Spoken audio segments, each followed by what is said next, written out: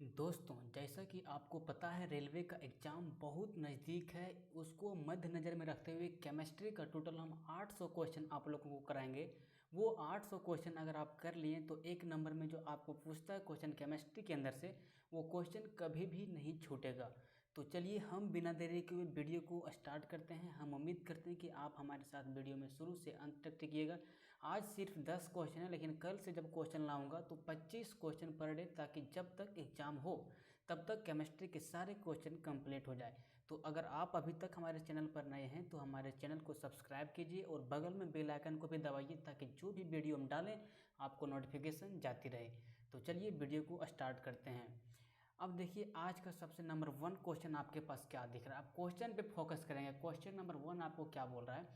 बोल रहा है आधुनिक रसायन शास्त्र का जनक किसे कहा जाता है। मोस्ट इंपॉर्टेंट क्वेश्चन, कई बार एग्जाम में आ चुका है। आधुनिक रसायन शास्त्र का जनक किसे माना जाता है? तो दोस्तों इसका सही उत्तर होगा option number D, Antoine Lavoisier. Antoine Lavoisier को रसायन विज्ञान का क्या कहा जाता है? फादर कहा जाता है। फादर ऑफ केमिस्ट्री किसे कहा जाता है? तो एंटोनी लवोसियर को कहा जाता है। अब आइए देखते हैं नेक्स्ट क्वेश्चन को। नेक्स्ट क्वेश्चन बोल रहा है कि द्रव की अवस्थाओं की अधिकतम संख्या क्या है। ये द्रव नहीं है, ये द्रव्य है। आप क्वेश्चन को गौर से फोकस करेंगे। द्रव्य की मतलब पार्टिकल की अवस्थाओं की अधिकतम संख्या कितनी है? तो दोस्तों इसका सही उत्तर होगा ऑप्शन नंबर बी, यानी कि 4। द्रव्य की अवस्थाओं की अधिकतम संख्या कितनी है?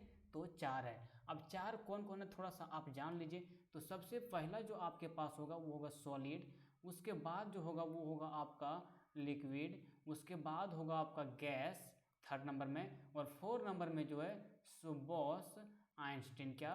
Boss Einstein.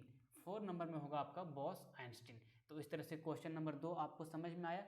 ये 4 अवस्था है किसका? द्रव्य का। किसका? द्रव्य का यानी पार्टिकल का। किसका? पार्टिकल का है। ठीक है, अब आते हैं नेक्स्ट क्वेश्चन पे, देखते हैं क्या बोल रहा है। नेक्स्ट क्वेश्चन क्या बोल रहा है कि सामान्यतः, क्वेश्चन नंबर 3 है, सामान्यतः द्रव्य की अवस्थाओं के भौतिक वर्गीकरण में, सामान्यतः द्रव्य की अवस्थाओं के भौतिक वर्गीकरण में खाली स्थान दिया हुआ है, अवस्था शामिल नहीं होती। तो दोस्तों इसका सही उत्तर होगा ऑप्शन नंबर ये। आप जितना क्वेश्चन का आंसर जानेंगे कमेंट बॉक्स में आपको बताना है, तब तो हमको पता चलेगा कि नहीं आप सच में क्वेश्चन का आंसर सही सही जान रहे हैं। इसका सही उत्तर होगा ऑप्शन नंबर ये। ऑप्शन नंबर ये कैसे होगा? कोलाइडल। एक कोलाइडल जो है सो द्रव्य की अवस्थाओं में नहीं होता। इसके पहले वाले क्वेश्चन में आप देखिए, यहाँ आपको क्या बताएं कि द्रव्य की अवस्थाओं की अधिकतम संख्या कितनी है? 4। और 4 में कौन कौन है? सॉलिड, लिक्विड, गैस और बॉस आइंस्टीन। लेकिन क्या इसमें कोलाइडल है? नहीं ना। तो देखिए इसका सही उत्तर होगा ऑप्शन नंबर ये, कोलाइडल। कोलाइडल द्रव्य की 4 अवस्थाओं में शामिल नहीं होता है। एक गैस होता है शामिल, द्रव होता है और ठोस होता है, लेकिन कोलाइडल नहीं होता है। तो इसका सही उत्तर होगा ऑप्शन नंबर ये। अब देखते हैं नेक्स्ट क्वेश्चन क्या बोल रहा है। नेक्स्ट क्वेश्चन क्या बोल रहा है देखिए, खाली स्थान दिया हुआ है ब्लैंक्स। पदार्थ की उन अवस्थाओं में से एक है, पदार्थ की उन अवस्थाओं में से एक है जो बहुत ही कम घनत्व वाली गैस को अत्यंत कम तापमान के तहत ठंडा करके प्राप्त होती है।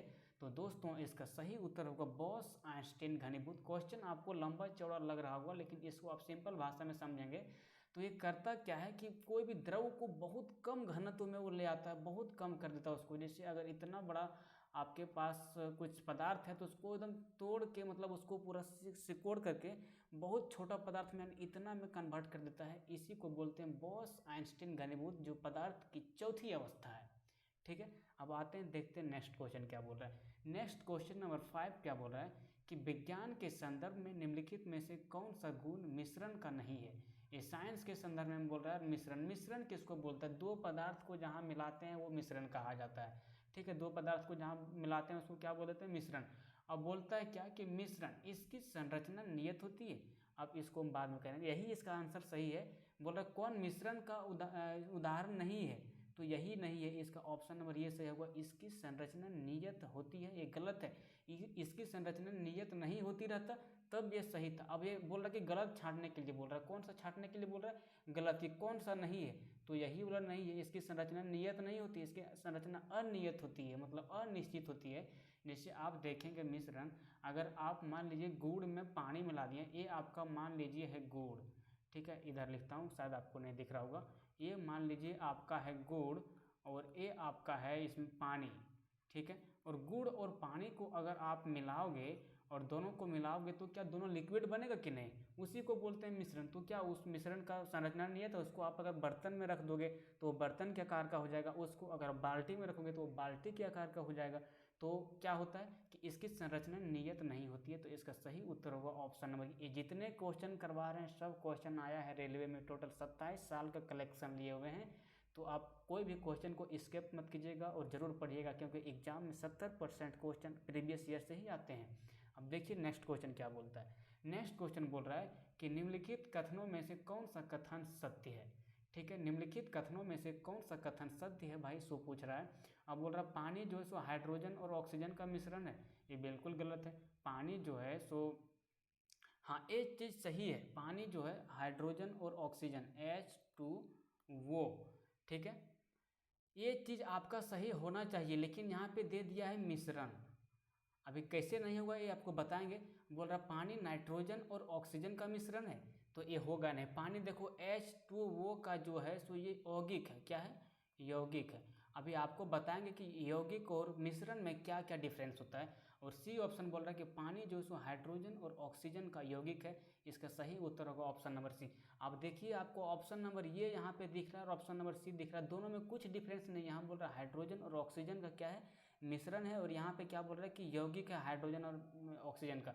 देखो आपको जो हाइड्रोजन और ऑक्सीजन मिलके पानी बनता है, तो उसमें दो भाग होता है पानी। देखिए यहाँ पे क्या है, दो भाग यहाँ पे पानी है और यहाँ पे एक भाग क्या है, एक भाग आपका है यहाँ पे ऑक्सीजन। तो दो भाग पानी और एक भाग ऑक्सीजन, अगर हम दो दो मतलब अणु पानी लेंगे तो उसमें हो जाएगा आपका 2 टाइम H2O। लेकिन ये जो है सो यहाँ पे H रहेगा दो ही और वो रहेगा एक ही। और मिश्रण में क्या है कि जितना मिलाना है मिक्स कर दो, उसका कोई अनुपात नहीं है। और यौगिक में क्या है कि वो अनुपात में मिलता है। आप केमिस्ट्री में क्लास 12th में जरूर पढ़ेंगे, यौगिक और मिश्रण में आपको अंतर बताया होगा। मिश्रण क्या हो गया, जैसे आपको एक गिलास पानी में अगर आप आधा गिलास गुड़ भी डालें तब भी वो मिश्रण है उसमें। अगर एक गिलास पानी में अगर एक गिलास गुड़ भी डालें तब पर भी वो मिश्रण है। लेकिन पानी का क्या है कि उसमें दो भाग H2 होना चाहिए और एक भाग ऑक्सीजन होना चाहिए, जिसमें एकदम नियमित अनुपात रहता है, उसी को बोलते हैं यौगिक। तो देखिए यहाँ पे ये है यौगिक। और यौगिक को इंग्लिश में क्या बोलते हैं आप जान लीजिए, यौगिक को इंग्लिश में बोलते हैं कंपाउंड। क्या, कंपाउंड बोलते हैं इसको इंग्लिश में, ठीक है। अब देखिए नेक्स्ट क्वेश्चन क्या बोल रहा है। नेक्स्ट क्वेश्चन आपके पास है, बोल रहा है हवा जो है, जो आप हवा खुली हवा में सांस लेते हैं, वो हवा क्या है। तो हवा क्या है, क्या शुद्ध धातु, ऑप्शन नंबर ये एकदम सेम इसी तरह ऑप्शन आपको एग्जाम में मिलेगा। शुद्ध धातु, आप बताओ साला हवा शुद्ध धातु मुंह में घुसेगा कैसे, ये नहीं होगा ऑप्शन। बोल रहे केवल यौगिकों का मिश्रण है, ये भी नहीं होगा। आपको बताते हैं कैसे नहीं होगा। सो केवल तत्वों का मिश्रण है, ये भी नहीं होगा। तत्व और यौगिक में क्या होता है, देखो थोड़ा सा आपको समझा देते हैं। तत्व क्या होता है, जैसे आप हाइड्रोजन, हीलियम, लिथियम, बेरिलियम, ये सब जो आप पढ़ते हैं ना पीरियोडिक टेबल में, उसको बोलते हैं तत्व। अगर दो तत्व को नियमित अनुपात में, जिस अनुपात में उसको एक बनाया जाता है, उसमें अगर मिलाते हैं तो वो बन जाता है यौगिक। अब देखो ऑप्शन नंबर बी भी सही है और ऑप्शन नंबर सी भी सही है, लेकिन देखो डी नंबर ऑप्शन में क्या बोल रहा है कि दोनों तत्वों और यौगिकों का मिश्रण है। हाँ यही इसका सही उत्तर होगा ऑप्शन नंबर डी, तत्वों और यौगिकों का मिश्रण है। हवा में दिखाते हैं आपको क्या होता है। हवा के अंदर भाई देखो नाइट्रोजन भी होता है, ऑक्सीजन भी होता है, सल्फर डाइऑक्साइड भी होता है, बहुत तरह की गैस को मिला के हवा का निर्माण होता है। हवा का मतलब सीधा फले ऑक्सीजन नहीं सोचिएगा। आप ऑक्सीजन को लेते हैं सो मंजूर, ठीक है, लेकिन हवा के अंदर बहुत सारी गैसें होती है, जिसमें से कुछ होता है तत्व, जैसे नाइट्रोजन, सल्फर डाइऑक्साइड। देखो यहाँ दो तत्व मिल गए तो क्या हो जाएगा, ये यौगिक हो जाएगा। तो बोल रहा है तत्वों और यौगिकों का मिश्रण है, तो इसका सही उत्तर होगा ऑप्शन नंबर डी। तो उम्मीद करते हैं ये क्वेश्चन आपको समझ में आ गया होगा। हमारा एक्सप्लेनेशन आपको अगर समझ में आ रहा है तो आप कमेंट बॉक्स में बताइए कि आप सही सही एक्सप्लेनेशन को बता रहे हैं। अब देखिए नेक्स्ट क्वेश्चन क्या है। क्वेश्चन नंबर 8 बोल रहा है कि किसी तत्व का परमाणु भार ज्ञात करने के लिए निम्नलिखित में से किसके साथ उस तत्व की परमाणु भार की तुलना की जाती है। तो इसका सही उत्तर होगा ऑप्शन नंबर सी, हाइड्रोजन के साथ। किसी भी तत्व का hydrogen, helium, lithium, beryllium, boron, carbon, nitrogen, oxygen, fluorine, neon, sodium, magnesium, ammonium, silicon, phosphorus, sulphur, chlorine, argon, potassium, calcium, scandium, titanium, vanadium, chromium, इतना कितनों तत्व का जो आप निकालते हैं क्या एटॉमिक मास, वो किसके अनुसार से निकालते हैं, मतलब उसका जो मेन बेस लेते हैं किसका लेते हैं, तो हाइड्रोजन का लेते हैं। तो इसका सही उत्तर होगा ऑप्शन नंबर सी। किसी भी तत्व का परमाणु भार निकालने के लिए निम्नलिखित में से किसके साथ उस तत्व की परमाणु भार की तुलना की जाती है, तो इसका सही उत्तर होगा हाइड्रोजन के साथ। ठीक है। अब देखिए नेक्स्ट क्वेश्चन क्या बोल रहा है। बोल रहा है CO2 के 1 मोल में होते हैं, CO2 कार्बन डाइऑक्साइड के 1 मोल में होता है, क्या होता है? तो इसका सीधा आप याद कर लीजिए, एग्जाम में सीधा जाके मारिएगा। इसका होता है 6 गुने 10 के पावर 23 कार्बन परमाणु। क्या होता है भाई? 6 गुने 10 के पावर 23 कार्बन परमाणु होता है। क्या होता है? कार्बन परमाणु होता है। ठीक है, तो इसको आप सीधा याद रखिए, एक कॉन्सेप्चुअल क्वेश्चन बिल्कुल भी नहीं है। अब देखिए next question, last question and next question. इसमें 6 गुना 10 के पावर 23 परमाणु नहीं है, तो किसका नहीं है? तो देखो इसका है 35 ग्राम क्लोरीन का है, लेकिन यहाँ पूछ रहा है किसका नहीं है। अब केमिस्ट्री का टॉपिक है, जब हम इसको डिटेल में एनालिसिस करेंगे, चैप्टर पढ़ेंगे, उस समय आपको बताएंगे कि कैसे इसको निकाला जाता है। सो अभी फिलहाल आप याद रखिए 1 ग्राम हाइड्रोजन होता है, तो ठीक है इसमें होता है। बोल रहा 10 ग्राम नाइट्रोजन, ये भी सही है, लेकिन 6 ग्राम आपको जो कार्बन यहाँ दिख रहा है, सो इसका आंसर नहीं होगा। मतलब बोल रहा है इसमें 6 गुना 10 के पावर 23 परमाणु नहीं है। ये तीनों में जो है तो 6 गुना 10 के पावर 23 परमाणु है, लेकिन जो यहाँ लास्ट में आपको दिख रहा है option number D, option number D में आपको क्या दिख रहा है, थोड़ा सा दिखाते हैं फिर से।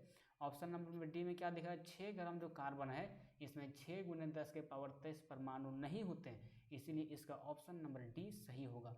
तो चलिए 10 क्वेश्चन का एनालिसिस हो गया। अगर आपको अच्छे से समझ में आया होगा और आप नेक्स्ट क्वेश्चन और चाहते हैं कि रेगुलर बेसिस पे आपको टेस्ट होते रहे, लगभग 25 क्वेश्चन पर डे, तो आप हमारे चैनल को सब्सक्राइब कीजिए। अगर हमारे फेसबुक पेज पर आप देख रहे हैं तो हमारे फेसबुक पेज को लाइक कीजिए और अपने दोस्तों के साथ शेयर कीजिए और हमारा सपोर्ट कीजिए, जिससे हमारा मोटिवेशन बढ़ता है और नेक्स्ट क्वेश्चन लाने में या नेक्स्ट टॉपिक कुछ लाने में हमको सहायता प्रदान करता है। चलिए जय हिंद, जय भारत। आज के लिए इतना ही, मिलते हैं कल।